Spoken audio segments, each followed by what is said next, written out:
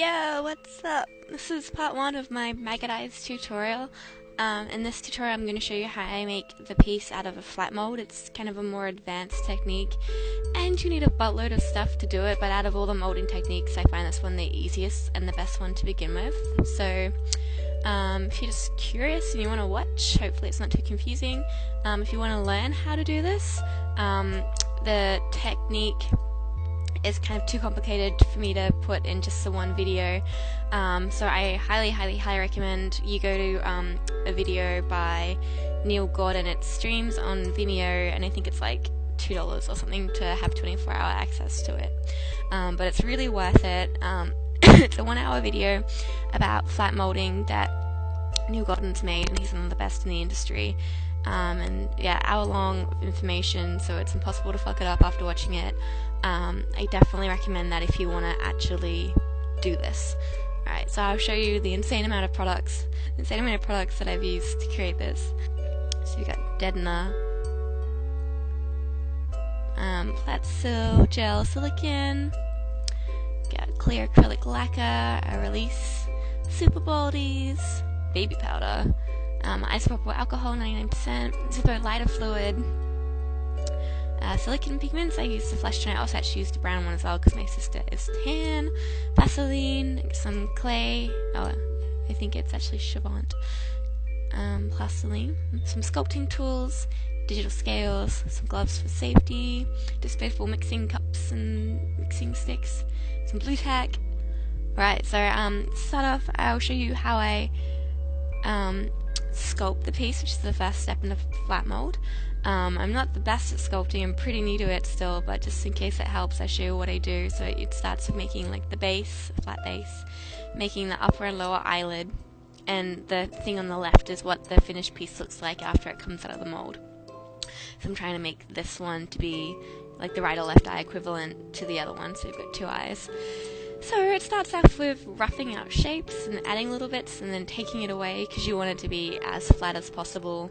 The less material you use, the more realistic it will look, because it won't be bulging out of the face too much. It will be sitting pretty flat with the face and look like it's part of the face. So I keep kind of building things up and then taking it away and smoothing it out more to make it as flat as possible. Yeah, so you can watch me 2 steps forward, 1 step back for a while with the clay.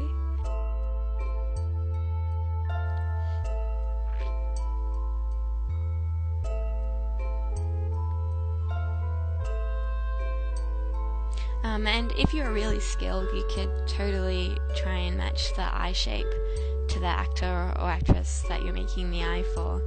But I'm not that good at it yet, so as long as it kind of looks like an eye, I'm happy for now. And this is a female eye, which makes a difference when I put the lashes on it, I guess, more than anything else. So now I'm trying to create the fold of the eye, like that kind of tear duct area. And the inside, I usually leave the messing up of the inside to last.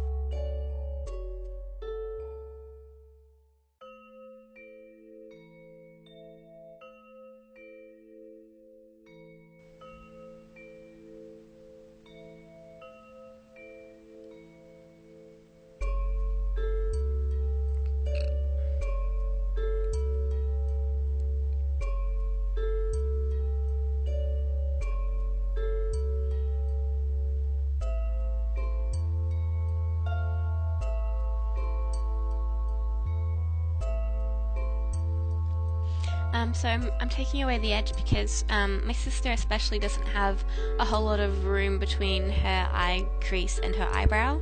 So if the material extends too far up, it ends up covering her eyebrow, but I'd rather have her natural eyebrow there, so I'm trying to kind of like smooth it out and have a thin edge, but also continually kind of bring the edge close to the eyelid each time so that it doesn't extend into her eyebrow when I try and apply it, which will create issues. And I'm using the naphtha or zippo lighter fluid on a little cotton tip to dissolve some of the clay away, kind of clean up that surface a little bit. The little tool to smooth it out. You use talcum powder and then you use baby powder to kind of smooth it all out. And then I use this kind of industrial toothbrush, I don't know what it is, a cleaning brush, to kind of make the surface not as smooth, make it more skin-like.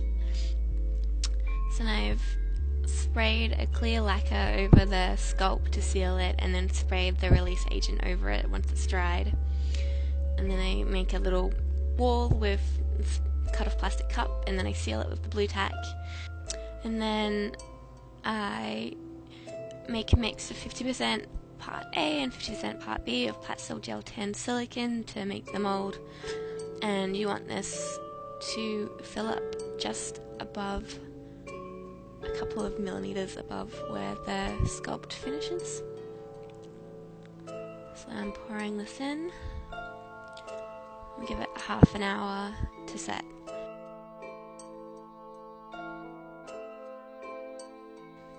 And carefully remove it from the sculpt. It's pretty clean. Just clean out those last little bits of clay.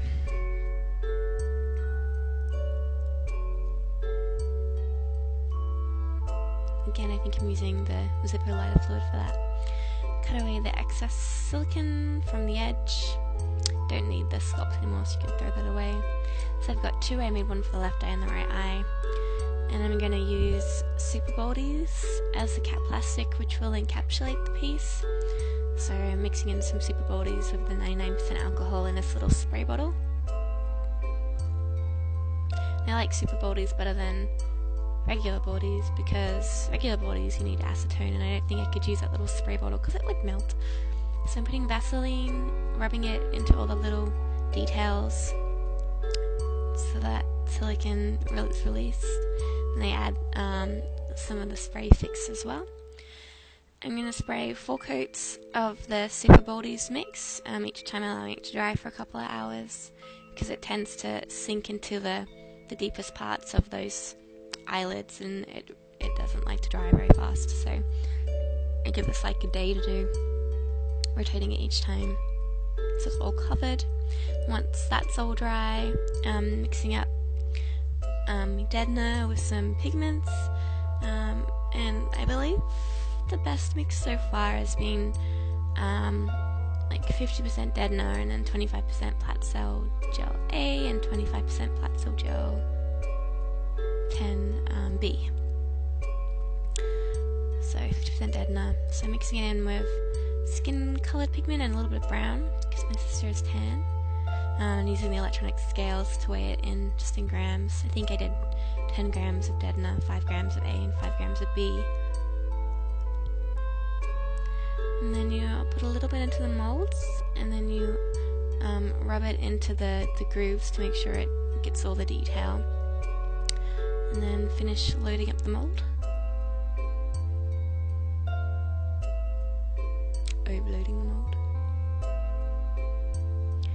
And using a scraping thing, can't remember what it's called, like a palette knife or something. Usually scrape each one twice. And that cures for half an hour, and then I'm applying baby powder on it because the silicone is quite sticky. So baby powder helps to release, and then get a corner up, and I delicately with a brush baby powder underneath the cap plastic until I've gotten the plastic up over all the sides. And then from the bottom lid usually I'll get the brush under and lift it up, get the eyepiece out, put some more baby powder on there. It's pretty good. Do the same for the second piece.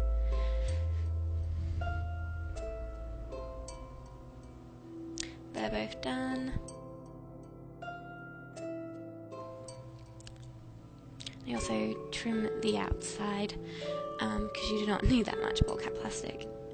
I usually trim it to kind of keep it stored because it's easier, and I also trim it after holding it up to the model's face to work out where it will overlap eyebrows and things, and cut it down to as short as it needs to be. And I'm going to put Prozade to glue the eyelashes on, and the top and bottom lashes, or top and bottom eyelids. Just got these really cheap lashes that I got from China, like on eBay for like $2 or something, a pack of 12. Yeah, natural style. They're pretty good. Don't have much of a curve though, so that gets irritating when trying to push it down, but otherwise it's fine. So using a little cotton tip in my fingers to try and stick this eyelash down.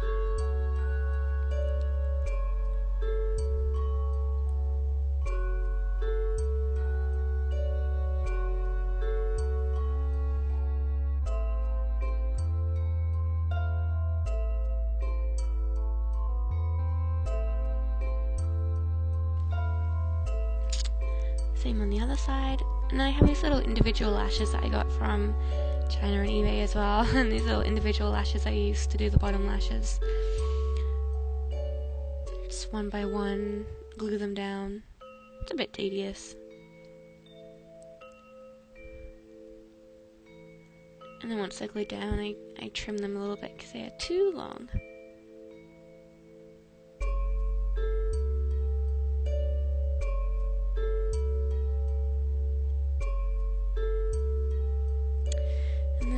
The finished encapsulated silicone appliances for eye makeup, for gouged out eyes or maggot eyes or whatever kind of missing eyes you want.